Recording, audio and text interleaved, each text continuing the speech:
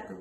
Alhamdulillah, alhamdulillah, alhamdulillah. Nah, pertemuan kali ini kita akan berbicara tentang kisah Utsman bin Affan yang mewakafkan sumur Raumah. Adalah salah satu teladan kedermawanan paling ikonik dalam sejarah Islam. Nah, kita akan membahas tentang wakaf. Wakaf ini tidak hanya menolong umat pada zamannya, tetapi manfaatnya masih terus mengalir hingga lebih dari 1400 tahun kemudian. Yang pertama, tentang latar belakang kisah pembebasan sumur Raumah. Saat umat Islam baru hijrah ke Madinah, mereka mengalami kesulitan air bersih. Mereka mengalami kesulitan air bersih yang sangat-sangat lama. Satu-satunya sumber air yang memadai pada saat itu adalah milik seorang Yahudi yang menjual airnya dengan harga yang sangat mahal. Bayangkan, pada saat itu kita tidak punya uang, kita belum kaya, tapi ada sumber air yang sangat bersih dengan harga yang tinggi. Yang kedua, yaitu janji Rasulullah. Nabi Muhammad SAW bersabda bahwa siapapun yang membebaskan sumur tersebut dan mewakafkannya untuk umat akan mendapatkan balasan surga. Negosiasi cerdik yang ketiga. Awalnya pemilik sumur menolak menjualnya secara penuh. Namun, Utsman menegosiasikan untuk membeli setengah kepemilikannya seharga 12.000 dirham.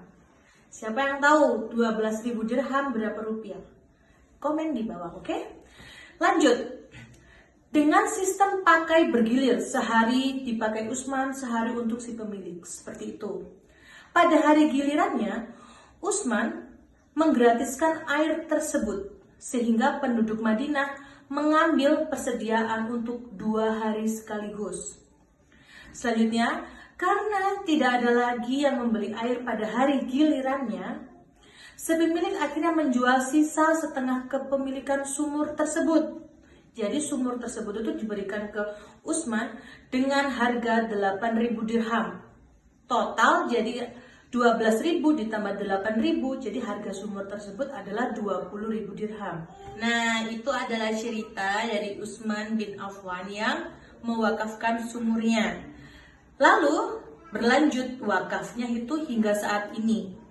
Dan harta wakaf ini dikelola secara produktif dan terus berkembang melalui beberapa cara. Yang pertama ada kebun kurma. Di sekitar sumur tumbuh ribuan pohon kurma yang hasilnya dikelola oleh kementerian terkait di Arab Saudi.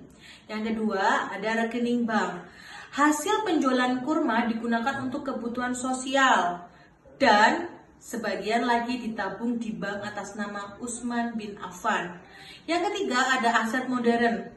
Tabungan tersebut telah berkembang hingga mampu membangun hotel Utsman bin Affan di dekat Masjid Nabawi loh. Siapa yang mau ke sana? Ya kan?